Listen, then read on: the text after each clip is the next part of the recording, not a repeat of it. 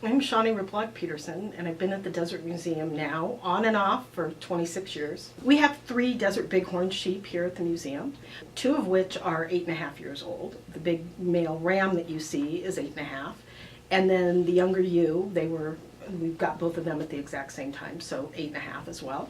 Then the older female ewe is about 12.5.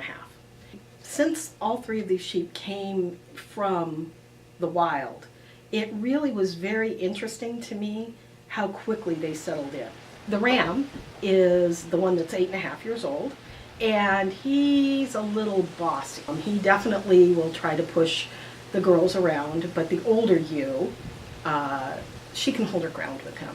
And so the older ewe is definitely the one who is the matriarch. She can push her weight around. She's also one that will help teach the other lambs that might come in.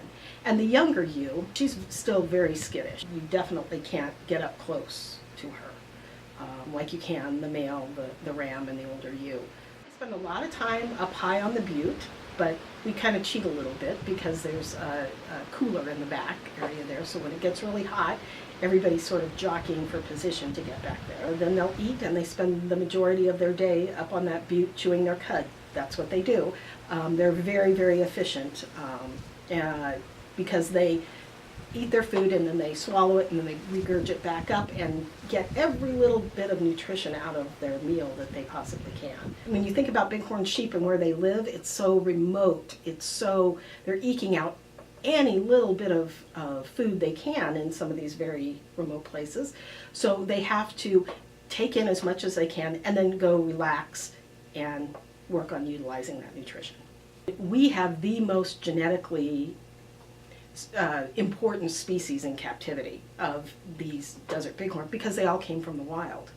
These bighorn sheep all came from the Kofa mountain range, which is up near Yuma, and actually from 3 very separate areas in the Kofa. So we have no reason to believe anybody's related to anyone else.